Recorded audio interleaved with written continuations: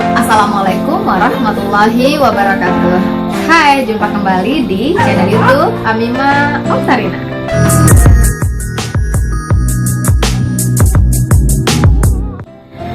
Jadi, ada berbagai DM dan juga WA teman-teman. Ada yang bertanya, pengen tahu nih kira-kira tips dan trik untuk menghadapi ujian SKB CPNS. Nah, kita tahu kan bahwa beberapa saat lagi ujian SKB CPNS akan segera berlangsung.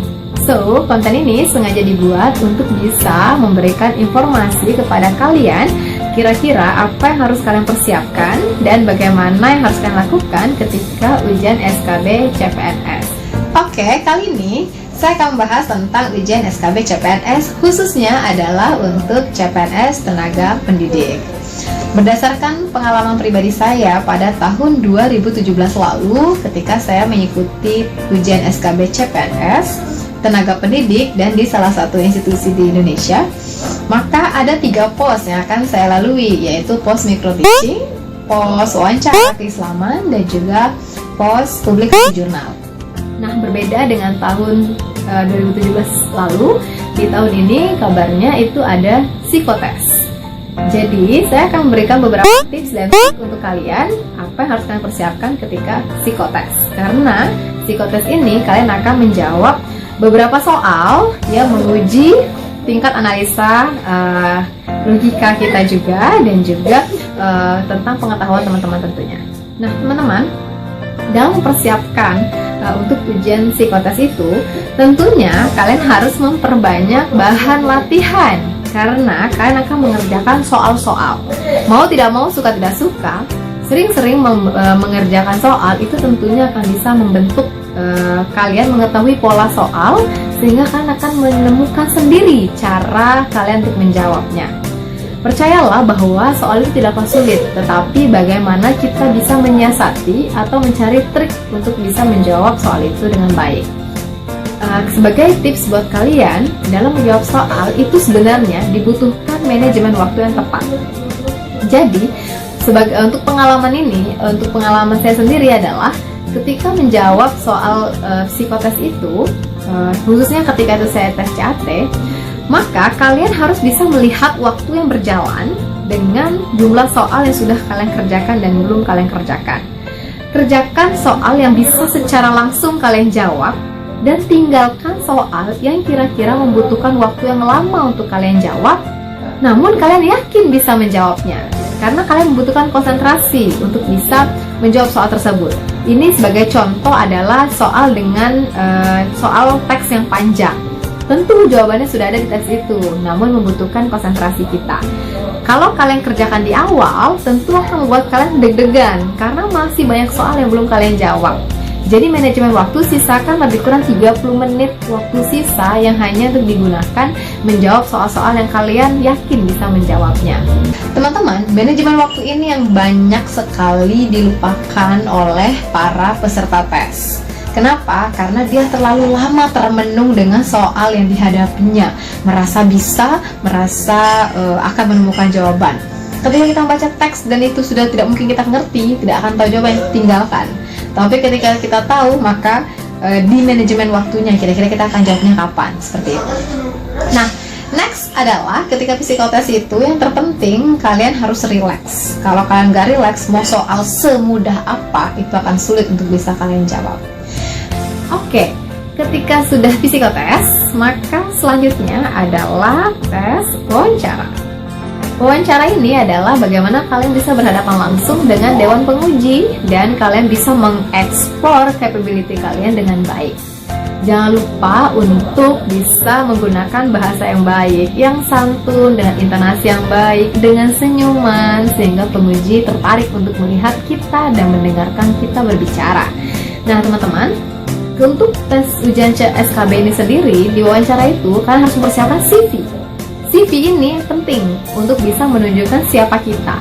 Buatlah CV seringkas mungkin, tetapi mengcover tentang pencapaian-pencapaian diri kita. Jadi kalau kita punya karya ilmiah nih, buat berdasarkan kronologi waktu dari tahun ke tahun, sehingga penguji bisa melihat progres kita. Nah, selain dari CV, kita akan ditanya keaktifan dalam menulis jurnal ilmiah. Selain kalian menunjukkan jurnal yang sudah dicetak, kalian juga harus mampu menunjukkan situs internet jurnal yang telah terpublikasi. Ini akan memberikan poin plus tersendiri buat kamu ketika penguji bertanya, ini alamat publikasinya di mana? Dan kalian langsung bisa menunjukkan situsnya. Nah, itu penguji sangat suka. Artinya jurnal kita tuh nggak abal-abal karena sudah terpublikasi. Nah, selanjutnya adalah kalian menunjukkan bahwa kalian sebagai tenaga pendidik itu memiliki kiprah yang sebaik sosial masyarakat dan juga keaktifan lainnya semasa sebelum kalian menjadi peserta CPNS, dan itu sangat penting bisa menambah nilai plus buat kalian. Nah, terakhir di wawancara ini, spesial ini kalau buat institusinya aku karena kebetulan adalah di salah satu perguruan sebagai tenaga pendidik dosen, yang akan ditanya adalah isu-isu tentang keislaman. Ini akan ditanya oleh dewan penguji seberapa kita seberapa kita peka terhadap isu keislaman ini sendiri, dan kita juga mengetahui tentang perkembangan dari keislaman secara global. Nah, saya nggak tahu ya kalau untuk tahun ini seperti apa, tapi ketika di zaman ESA 2017 itu kita juga dites bacaan sholat, mengaji, dan juga surat pendek. Nah, ini kalian coba deh dipersiapkan, mana tahu nanti ditanya oleh dewan penguji. Simpel sih terdengar, tapi perlu kesiapan karena kita akan berhadapan dengan penguji yang tentunya akan memacu adrenalin kita. Oke teman-teman, yang terakhir adalah micro teaching. Micro teaching ini adalah gambaran atau simulasi kalian mengajar di kelas. So, kalian harus bisa mempersiapkan diri dengan matang, because kamu akan berhadapan dengan penguji yang kita nggak pernah tahu penguji itu base keilmuannya apa. Yang harus kalian tahu adalah seberapa kalian menguasai materi yang akan disajikan dalam micro teaching. So, dalam micro teaching ini, poin pertama adalah materi yang dikuasai. Kalau misalkan kalian memberikan materi yang tidak kalian kuasai, itu akan sangat berbahaya ketika kalian micro teaching, karena penguji akan bertindak sebagai seolah-olah mahasiswa yang akan memberikan pertanyaan kepada kita. Nah, selanjutnya ketika kita sudah memiliki materi yang dikuasai, kalian harus menampilkan, mengemas materi itu dalam PPT. PPT yang kita miliki atau yang kita buat itu harus elegan, simple, dan tidak ribet. Pastikan PPT itu terbaca dengan baik oleh penguji dan juga tidak menggunakan warna yang berlebihan. Nah, PPT ini bisa memberikan poin plus bagi kita ketika penguji bisa melihat materi yang kita sajikan itu sesuai dengan apa yang kita sampaikan. Terakhir, dalam micro teaching, pastikan kamu membawa RPS atau rencana pembelajaran semester. Nah, RPS ini terkadang sering terlupakan nih kalau lagi micro teaching. Padahal RPS itu adalah instrumen atau alat kita dalam mengajar. Nah, teman-teman, tipsnya adalah jangan sampai topik atau materi yang kamu sampaikan di micro teaching tidak ada di dalam RPS. Pastikan harus ada di dalam RPS ya, karena ini sangat penting dan dikoreksi oleh dewan penguji. Nah, teman-teman, itulah 3 pos yang akan kamu hadapi di dalam ujian SKB CPNS Tenaga Pendidik. Nah, itu pengalaman saya ketika di tahun 2017 lalu. But kita nggak tahu di tahun ini yang kabarnya akan virtual based, sehingga kalian akan melalui jaringan atau secara internet. So, kalian harus bisa mempersiapkan diri dengan baik dan juga memastikan perangkat yang kalian gunakan juga kompatibel. Pastikan sinyalnya juga oke dan kalian berada di tempat yang nyaman buat kalian tesnya.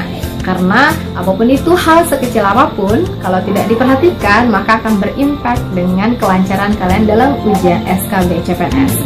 Teman-teman, ujian ini hanya akan sekali kalian ikuti di sekali kesempatan ini. Jadi persiapkan dengan baik, jangan sampai ada hal-hal yang terlupakan. Saya doakan semoga ujian SKB-nya lancar, dan yang saya share ini sedikit banyak bisa memotivasi dan memberikan gambaran persiapan kalian untuk menghadapi ujian CPNS, khususnya itu ujian SKB.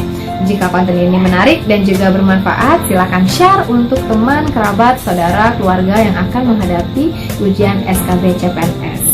Terima kasih dan jangan lupa dukung terus channel ini dengan cara subscribe dan tinggalkan komentar serta pertanyaan agar bisa menjadi masukan untuk perkembangan channel di masa mendatang. Assalamualaikum warahmatullahi wabarakatuh.